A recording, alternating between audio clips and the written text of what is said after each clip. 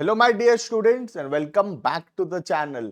आज के क्लास में हम कंटिन्यू करेंगे अपना subject business organisation and management, जो कि सेमेस्टर नंबर 1 का पेपर है। पिछले क्लास के अंदर हम लीडरशिप पढ़ रहे थे। आज हम पढ़ेंगे different styles of leadership. 3 main style of leadership है: democratic, authoritative and laissez faire. तो इसको स्टार्ट करने से पहले you can check the description. Description में एक ऐप का लिंक है, डाउनलोड करो, रजिस्टर करो। Complete videos, notes, practice set, important question सब कुछ अवेलेबल है वहां पे। कुछ ग्रुप्स का भी लिंक है, उसको भी ज्वाइन कर लेना, वहां टाइमली अपडेट्स मिलता रहेगा। स्टार्ट करते हैं वीडियो को। आज के टॉपिक है डिफरेंट स्टाइल्स ऑफ लीडरशिप या डिफरेंट मैनेजमेंट स्टाइल्स। ठीक है, देखना। Management style varies by company, level of management and even from person to person. तो company to company different levels of management और पर्सन टू पर्सन डिफर करता है style. A good manager one that can adjust their managerial style to suit different environment and employ. तो कोई भी एक style जो है वो ऐसा नहीं है कि ये स्टाइल अच्छा है या स्टाइल खराब है।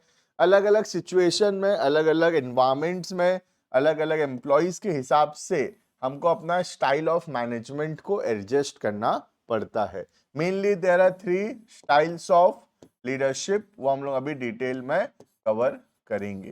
Right, next, an individual management style is shaped by many different factors including internal and external business environment।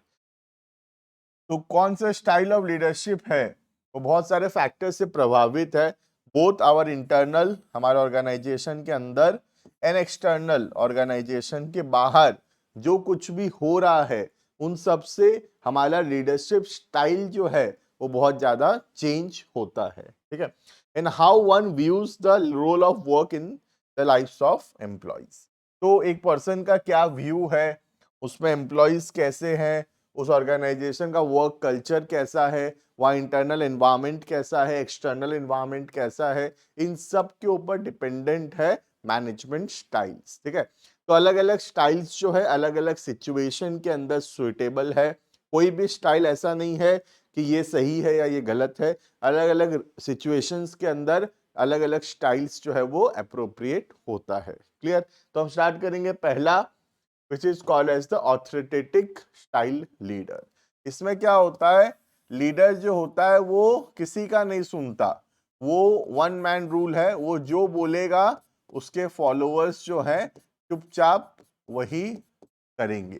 This is called as authoritative style of leadership. देखना, an autocratic, also known as an authoritarian leader style of leadership implies yielding absolute power. एक आदमी के पास सारा का सारा power है, one man rule है। ठीक है, under this style a leader aspects complete obedience from his subordinates. वो जो बोलेगा उसके सबऑर्डिनेट चुपचाप उसी चीज को फॉलो करेंगे। And all the decision making is centralised. सारा डिसीजन जो है ऑर्गेनाइजेशन का, हर एक डिसीजन वो जो लीडर है वही लेगा, और फॉलोअर जो है उसके जो सबऑर्डिनेट्स हैं ब्लाइंडली चुपचाप जो लीडर बोलेगा उसको फॉलो करेंगे। Right, there is no participation by subordinate. Subordinate का कोई भी पार्टिसिपेशन नहीं होगा डिसीजन मेकिंग प्रोसेस में। नो सजेशंस और इनिशिएटिव्स, एम्प्लॉय से कोई भी सजेशन नहीं लिया जाता, उनको कोई भी इनिशिएटिव का मौका नहीं मिलता। वो लोग चुपचाप ब्लाइंड फॉलोअर होते हैं, जो लीडर बोलेगा चुपचाप जो फॉलोअर्स है, जो सबऑर्डिनेट्स है उसको फॉलो करेंगे। राइट, ऑल डिसीजन मेजर और small are taken by the leader. All the decisions are taken by the leader and the subordinates are forced to obey them without questioning. वो लोग कुछ नहीं पूछ सकते, जो लीडर बोलेगा they have to obey it. Right, an autocratic leader is in fact no leader, he is merely the formal head of the organization, is generally disliked by the subordinate। और ऐसे लोगों को कभी भी कोई भी जो है उसको पसंद नहीं करेगा। तो एक ऑटोक्रेटिक लीडर रियलिटी में लीडर है ही नहीं। लीडर का तो काम होता है सबका बात सुनना, सबको साथ में लेके चलना, बट ये तो ऑटोक्रेटिक लीडर तो जो बोलता है बाकी लोग चुपचाप उसको फॉलो करते हैं।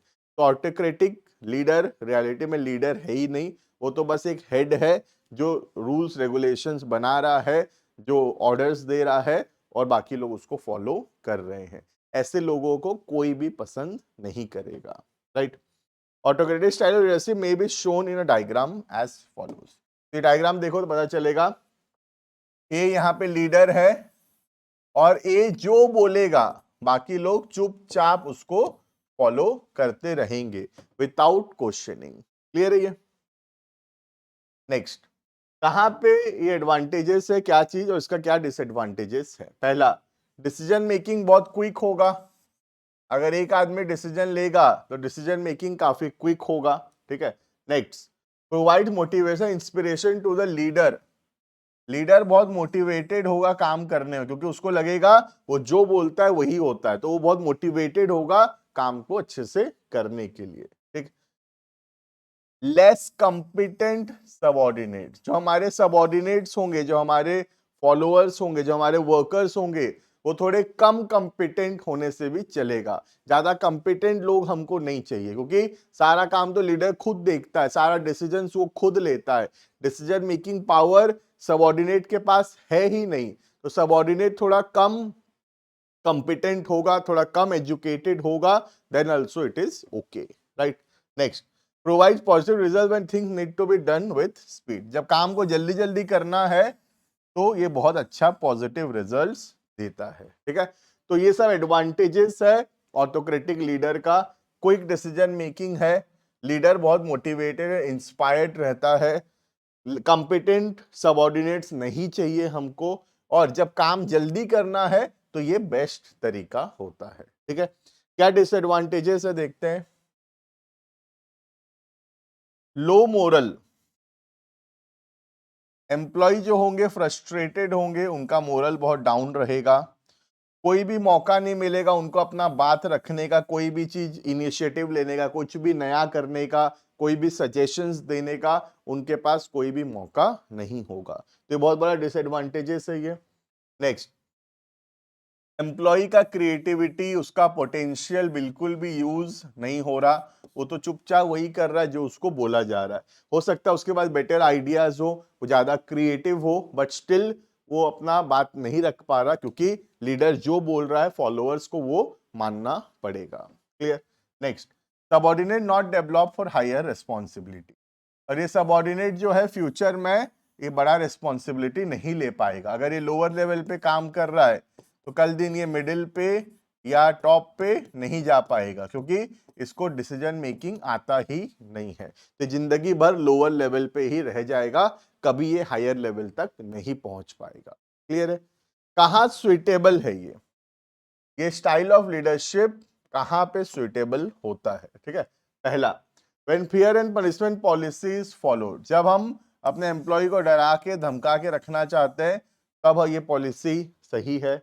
नेक्स्ट, जब सबऑर्डिनेट्स उतने क्वालिफाइड नहीं है, उतने एजुकेटेड नहीं है, उतने एक्सपीरियंस्ड नहीं है, तब ऑटोक्रेटिक स्टाइल ही ठीक रहेगा। अब मेरे पास जो एम्प्लॉय है बिल्कुल भी क्वालिफाइड नहीं है, बिल्कुल भी उनके पास डिसीजन मेकिंग सेंस नहीं है, उनके में बिल्कुल भी एक्सपीरियंस नहीं है, तो उनके हाथ में डिसीजन मेकिंग पावर देना ठीक नहीं रहेगा। तो ऐसे सिचुएशन में ऑटोक्रेटिक स्टाइल ओके है।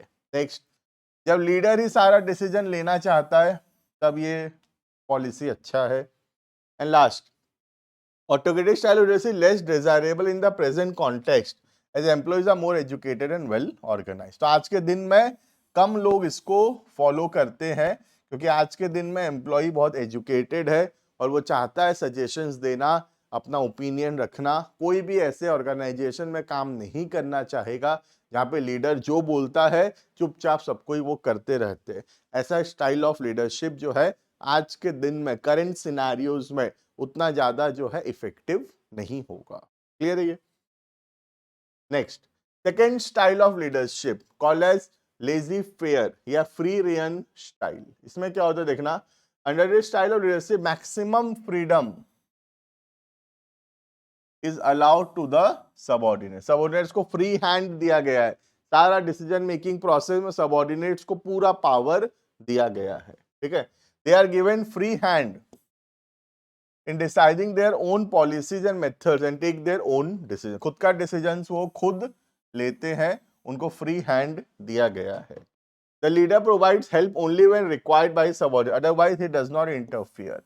लीडर इंटरफियर ही नहीं करता, अगर जरूरत है, सबऑर्डिनेट बोल रहा है तो लीडर हेल्प करेगा, वरना सबऑर्डिनेट खुद ही अपने हिसाब से डिसीजंस लेगा। बहुत डिसीजन मेकिंग पावर जो है that is in the hands of the subordinate, right.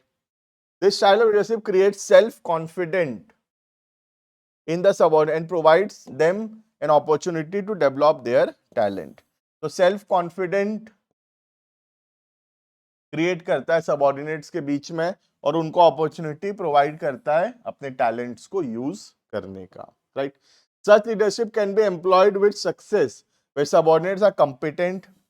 अगर सबऑर्डिनेट्स कॉम्पिटेंट हैं, सिंसियर हैं और सेल्फ कॉन्फिडेंट हैं, तभी हम ये स्टाइल को इंप्लीमेंट कर सकेंगे। अगर हमको अपने एम्प्लॉइज पे पूरा भरोसा है, तभी हम ये स्टाइल ऑफ लीडरशिप फॉलो कर पाएंगे, क्योंकि यहाँ पे हम सारा decision making power we are giving in the hands of the subordinates. तो we must be very confident of our subordinates और else we cannot give such powers to the subordinate. Clear? तो इसलिए यहाँ पे सबऑर्डिनेट्स का competent होना, sincere होना और सेल्फ डिसिप्लिन, सेल्फ कॉन्फिडेंट होना बहुत जरूरी है। Clear?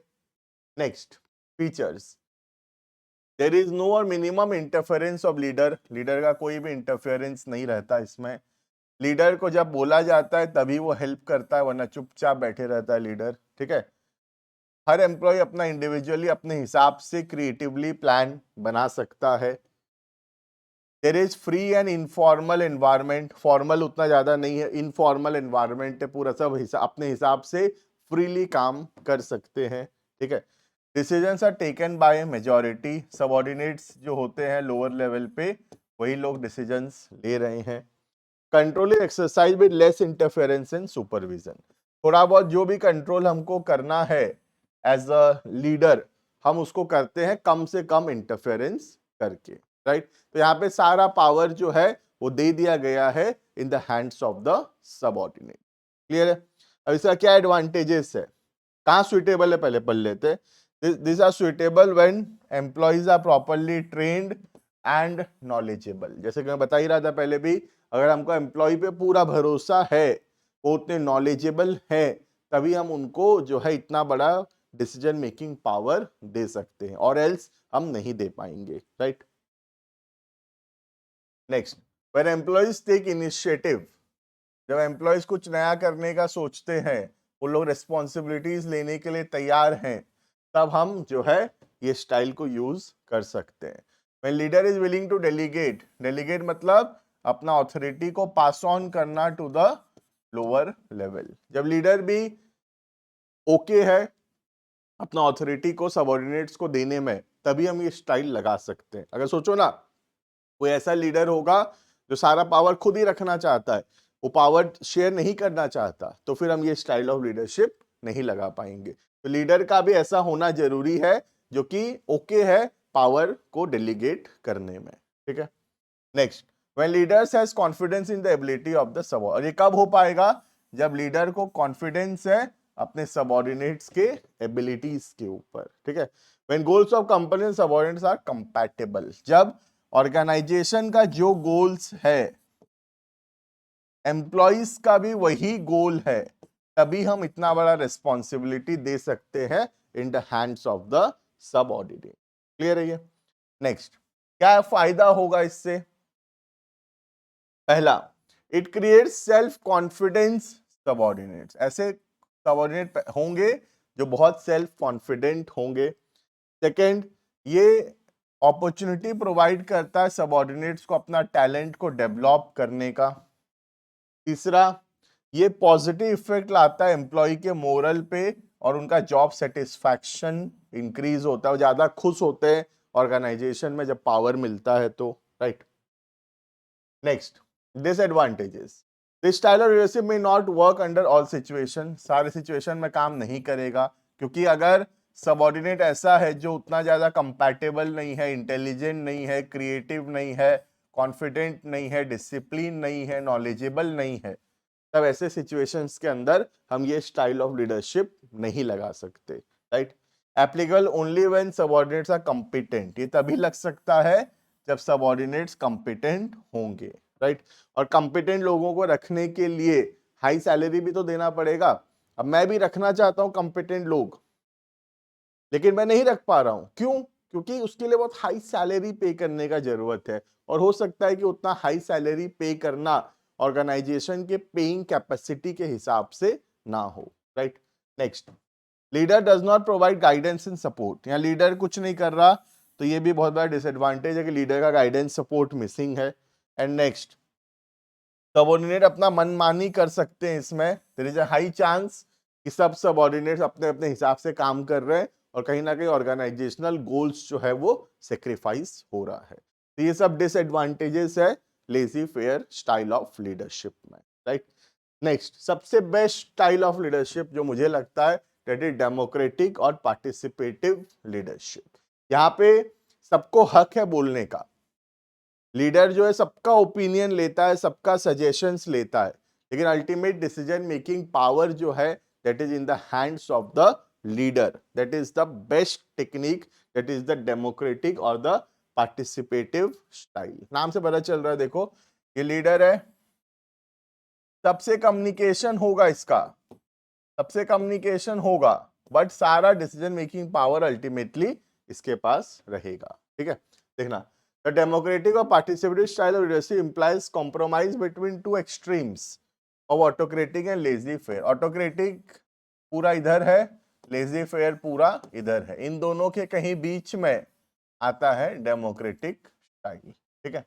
Under this style leader acts according to the mutual concern, आपस में बातचीत करके लीडर और सबऑर्डिनेट्स डिसीजंस लेते हैं, and the decisions are reached after consulting the subordinate, subordinate से बातचीत करके सारे डिसीजंस लिए जाते हैं। क्लियर है? नेक्स्ट,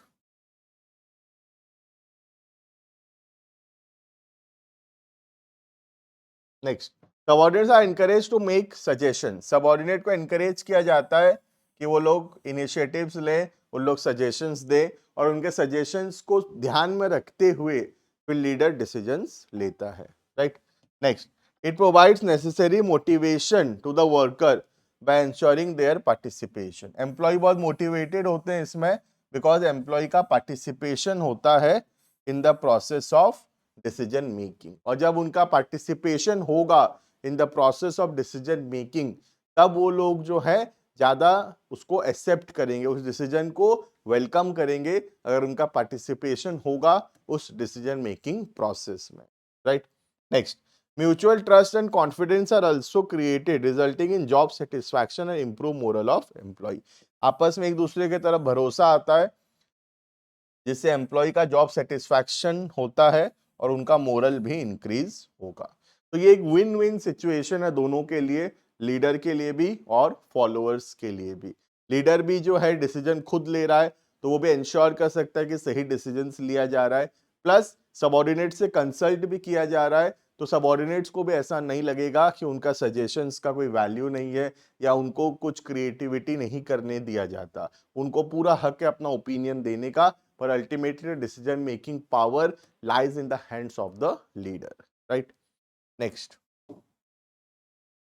अब इजी काफी फीचर्स क्या क्या दिखना, decisions are taken after consulting subordinates, there is a delegation, यहाँ डेलीगेशन होता है, थोड़ा बहुत हम पावर शेयर करते हैं अपने लोअर लेवल के साथ, ठीक है। यहाँ पे डिसेंट्रलाइजेशन है, distribution of power, distribution of authority है between top level, middle level and lower level. There is a two way communication, यहाँ पे फॉलोअर भी कम्युनिकेट कर रहा है और लीडर भी कम्युनिकेट कर रहा है, it is a two way communication, right. Next, cooperation of subordinate taken in making important decisions, तो सही इंपॉर्टेंट डिसीजन लेते समय सबऑर्डिनेट्स का भी हेल्प लिया जाता है, वो लोग भी कोऑपरेट करते हैं क्योंकि उनसे पूछकर डिसीजंस लिया गया है। क्लियर? नेक्स्ट, एडवांटेजेस, एम्प्लॉय का मोटिवेशन बहुत अच्छा रहेगा, हाई रहेगा। नेक्स्ट, डिसीजन को इम्प्लीमेंट करना इजी होगा, क्विक होगा, क्योंकि एम्प्लॉय के सजेशन से अगर डिसीजन लिया जाएगा तो एम्प्लॉय उस डिसीजंस को जल्दी एक्सेप्ट करता है। नेक्स्ट, एम्प्लॉय लॉयल रहेंगे ऑर्गेनाइजेशन के तरफ। नेक्स्ट, एम्प्लॉय जो है रूल्स को एक्सेप्ट करेंगे, जो भी रूल्स रेगुलेशन प्रोसेस बनेगा एम्प्लॉय उसको जल्दी एक्सेप्ट करेंगे। Next, complain grievance industrial unrest is contained, तो एम्प्लॉय का कम से कम कंप्लेन्स रहेगा और उनको कम से कम प्रॉब्लम होगा, जिसके वजह से वो ऑर्गेनाइजेशन छोड़कर नहीं जाएंगे। राइट। Next, disadvantages. डिसएडवांटेजेस क्या है, जब इतने लोगों से पूछ के डिसीजंस लोगे तो डिसीजन मेकिंग प्रोसेस डिले होगा। राइट। लीडर में एब्डिक्वेट रेस्पॉन्सिबिलिटी डेलीगेटिंग वर्क, हो सकता है कई बार लीडर इसका फायदा उठाए और सारा रेस्पॉन्सिबिलिटी लोअर लेवल को ही दे दे, तो ये एक बहुत बड़ा डिसएडवांटेज है कि लीडर हो सकता है कि फायदा उठाए इसका। Next, may not provide good results when subordinates are not responsive, हो सकता है कि सबऑर्डिनेट उतने रेस्पॉन्सिव ही नहीं है, उतने क्रिएटिव ही नहीं है, तो हम पूछ रहे हैं उनसे सजेशंस ले रहे हैं, तो उनके पास कुछ सजेशंस है ही नहीं देने के लिए, तो ये स्टाइल ऑफ लीडरशिप वहां पे काम नहीं करेगा। नेक्स्ट, सुटेबिलिटी, कहाँ सुटेबल होगा। पहला, व्हेन लीडर वांट्स पार्टिसिपेशन, जब लीडर को लगता है कि सबऑर्डिनेट्स का पार्टिसिपेशन जरूरी है, वो ऑर्गेनाइजेशन के लिए डेमोक्रेटिक ठीक रहेगा। Second, when the company wants to increase job satisfaction, जब अपने एम्प्लॉइज को खुश रखना चाहते हैं तो डेमोक्रेटिक स्टाइल ऑफ लीडरशिप अच्छा रहेगा वहां पे। और थर्ड, जब जो ऑर्गेनाइजेशन में सबऑर्डिनेट्स गोल्स को एक्सेप्ट करते हैं, जो गोल ऑर्गेनाइजेशन का है वही गोल सबऑर्डिनेट्स का भी है, वैसे ऑर्गेनाइजेशन में डेमोक्रेटिक स्टाइल ऑफ लीडरशिप काम करेगा। क्लियर है। तो ये अलग अलग स्टाइल ऑफ लीडरशिप है और अलग अलग सिचुएशन में अलग अलग ऑर्गेनाइजेशन के हिसाब से इसका सुटेबिलिटी बैठता है, बट सबसे बेस्ट जो रहेगा वो रहेगा डेमोक्रेटिक या participative style of leadership. Clear है। तो this is all about the types of leadership, different leadership styles हम पढ़े। मिलते हैं आने वाली क्लासेस के अंदर, आगे के टॉपिक्स को कंटिन्यू करेंगे। अभी के लिए इतना, thank you and bye bye.